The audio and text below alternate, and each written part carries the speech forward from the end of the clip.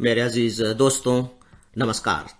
आज 6 जून 2018 है और आज के इस AFEIS.com के लाइव मैनेजमेंट में मैं डॉक्टर विजय अग्रवाल आप सभी का हार्दिक रूप से स्वागत करता हूं। फ्रेंड्स, आज के इस लाइव मैनेजमेंट की शुरुआत मैं एक बहुत ही दुखद घटना से करने जा रहा हूं और यह वह दुखद घटना है जिसकी सूचना मुझे आप में से ही किसी एक प्रिय श्रोता ने ईमेल के जरिए भेजी है। और सच पूछे तो जब मैंने यह ईमेल पढ़ी तो मैं अंदर से बिल्कुल हिल गया।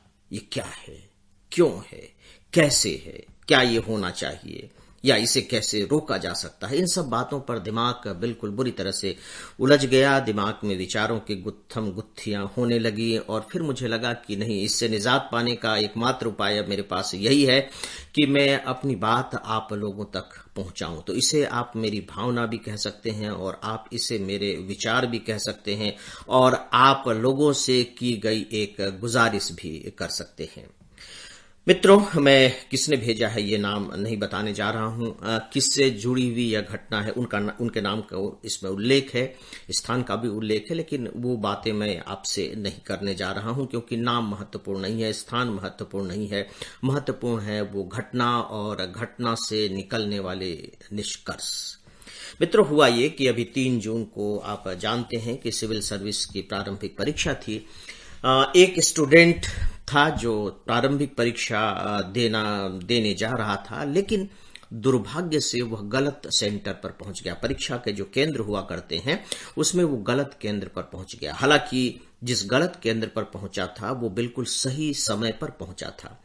सिविल सर्विस एग्जामिनेशन का नियम यह है कि जैसे 9:30 बजे अगर परीक्षा शुरू होनी है तो 10 मिनट पहले जो परीक्षा हॉल है, जो कमरे हैं, उनके दरवाजे बंद हो जाएंगे।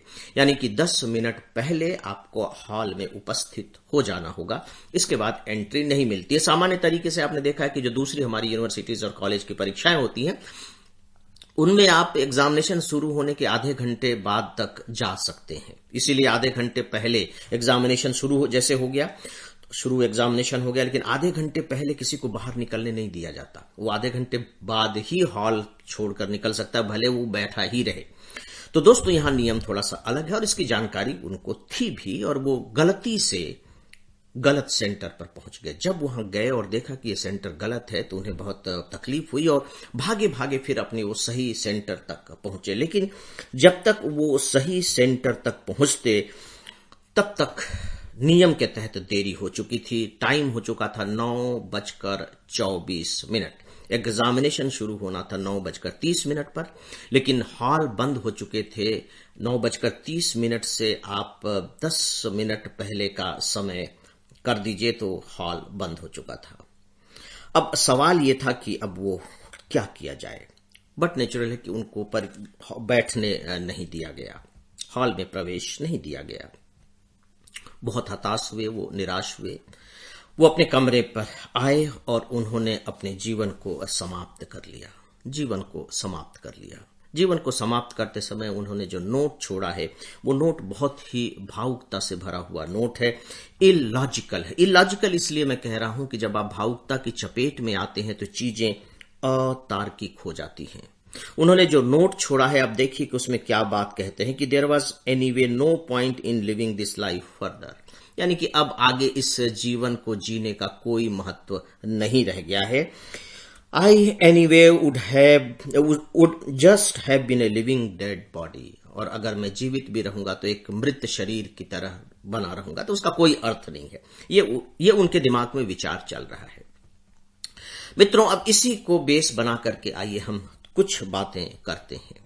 पहली बात कि ये घटना चलिए घटित हो गई और उनको हॉल में प्रवेश करने की अनुमति नहीं दी गई, यानी कि अब इस साल परीक्षा में नहीं बैठ सकेंगे।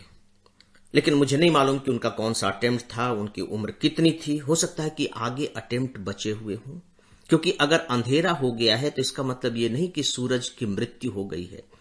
थोड़ी सी प्रतीक्षा करनी पड़ेगी। सूरज को बादलों ने ढक लिया होगा, लेकिन वो निकलेगा, या सूरज निकलने का टाइम ही नहीं हुआ है, वो अपने टाइम की प्रतीक्षा कर रहा है, वो निकलेगा, क्योंकि सूरज की कभी मौत नहीं होती। और चलिए ये भी मैं मान लूं कि लास्ट अटेम्प्ट था और एज खत्म हो गई थी, अब वो परीक्षा में नहीं बैठ सकते थे, तो इसका मतलब भी ये तो नहीं हुआ कि जीवन ही खत्म हो गया, जीवन तो चल रहा था। और हम नहीं जानते मित्रों कि जब हमारे लिए एक दरवाजा बंद हो जाता है तो कितने दरवाजे हमारी प्रतीक्षा करते रहते हैं। यस, हमारी प्रतीक्षा करते रहते हैं, जिसको हम कहते हैं बून इन द स्काई। बस फर्क इतना होता है कि हमारी आंखें कहीं डबडबा तो नहीं आई हैं एक दरवाजे के बंद होने से, क्योंकि जब आंखें डबडबा आती हैं तो वो दरवाजे दिखाई नहीं देते जो हमारे लिए खुले हैं या खुल रहे हैं, या हमें बुला रहे हैं, संकेत दे रहे हैं, इशारा कर रहे हैं कि आओ, मैं भले ही अभी तुम्हें बंद दिखाई दे रहा हूं, लेकिन मैं खुलने को तैयार हूं, तुम आकर के दस्तक तो दो। लेकिन यहां पर केवल यह निष्कर्ष निकाल लेना कि एनीवे अब इस जिंदगी को जीने का कोई मकसद नहीं रह गया है, तो आप सोच करके देखिए कि ये पूरी तरह से अतार्किक है। और ऐसे समय में जो हमारा दिमाग होता है वो भावनाओं के चपेट में आ जाता है, बुरी तरह से चपेट में आ जाता है। और केवल एक क्षण, दो क्षण, पल भर की ही तो बात होती है। अगर कोई उस समय संभल जाए तो वो जीवन संभल सकता है। और कोई एक भी जीवन मित्रों, चाहे वो किसी का भी हो, उसके परिवार के लिए ही नहीं, उसके गांव, शहर और समाज के लिए ही नहीं, बल्कि मैं मान करके चलता हूं कि देश और यहां तक कि पूरी दुनिया के लिए महत्वपूर्ण होता है, क्योंकि हम नहीं जानते कि यह जीवन आगे जाकर के क्या रूप लेगा। अब आप देखिए कि अगर हम इसके दूसरे तार्किक कारणों पर जाएं मित्रों, तो ये घटना घटित क्यों हुई। चलिए, जो आत्महत्या की घटना घटित हुई, ये एक इमोशनल आवेग के कारण हुई, चीजों को सही तरीके से न देख और समझ पाने के कारण हुई। लेकिन यह घटना घटित क्यों हुई, उससे पहले की घटना पर आप जाइए तो आपको पता लगेगा कि एक छोटी सी गलती भी हम न कहें, एक छोटी सी चूक यह हुई होगी कि जब उन्होंने अपना सेंटर देखा होगा, जो आपके एडमिशन का, जो आपके एंट्री पास में होता है, एडमिशन कार्ड में होता है, तो उसे गलती से कुछ दूसरा पढ़ लिया होगा, या पढ़ा तो सही होगा लेकिन ध्यान कुछ दूसरा रहा होगा। और जब वो सेंटर के लिए निकल रहे थे तो फिर से उन्होंने ध्यान से सेंटर को नहीं पढ़ा। ये एक चूक हो गई। उनको कॉन्फिडेंस था कि नहीं, मैं जो जान रहा हूं वो सही है और वही मेरा सेंटर है। एक छोटी सी चूक। लेकिन ये छोटी सी चूक, क्या ये छोटी सी चूक छोटी ही रहकर खत्म हो गई? सोच करके देखिए, ये जो छोटी सी चूक है इतनी बड़ी चूक बन गई कि उससे बड़ी चूक कोई हो ही नहीं सकती। चूक मैं कह रहा हूं, उसे आप कह लीजिए परिणाम बन गया। इतना बड़ा परिणाम, जीवन को समाप्त करने से बड़ा और कौन सा परिणाम हो सकता है। मित्रों, ये हमारे जीवन में अक्सर होता है, अक्सर ये घटनाएं होती हैं। आज सुबह ही मैं अखबार में पढ़ रहा था और उसमें हुआ ये कि एक छोटा सा बच्चा पानी के टब में डूबकर खत्म हो गया। और उसका कारण क्या था कि पानी का टब रखा हुआ था, पानी का टब नहीं था, मतलब वो एक बाल्टी जैसी, जो बड़ी सी बाल्टी जैसी होती है, वो रखा हुआ था। माँ कहीं चली गई, बच्चा वहां छोटा सा था, वो खेल रहा था, वो झांक रहा होगा, उसमें चला गया होगा और उसकी मृत्यु हो गई। अब आप देखिए कि अब एक छोटी सी भूल है, या कह लीजिए कि छोटी सी चूक है, कोई जानबूझकर नहीं करता है, ये हो जाती है। लेकिन होती कब है?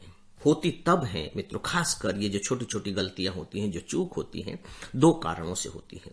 पहले तो यह कि हमें अपने ऊपर कुछ कॉन्फिडेंस ज्यादा होता है कि हम जान ही रहे हैं, हम जो जान रहे हैं वो सही है, जो कर रहे हैं वो सही है, इसलिए जो होगा वो सही होगा। तो ओवर कॉन्फिडेंस होता है। हमेशा बहुत संवेदनशील मामलों में, जहां चीजें बहुत ही गंभीर किस्म की होती हैं, बड़ी कोमल और नर्म किस्म की होती हैं, हमें लॉजिकल होना चाहिए। हम अपने पर भरोसा रखेंगे, लेकिन इतना भरोसा नहीं रखेंगे कि हमसे कोई गलती हो ही नहीं सकती। और जो दूसरा कारण होता है फ्रेंड्स, वो है हड़बड़ी। हम जल्दबाजी में होते हैं, हम एक साथ कई काम करना चाहते हैं। जब जल्दबाजी में हम करते हैं तो सच यह है कि कोई भी काम हम सही तरीके से नहीं कर पाते। भले ही वो हो जाते हों, लेकिन भले ही वो हो गए हैं, याद रखिए, लेकिन उससे भी बेहतर होने की संभावनाएं रहती हैं। और हम चीजों को ग्रांटेड रूप में लेकर के चलते हैं कि ठीक है, अभी आ जाएंगे, थोड़ी देर में क्या होता है।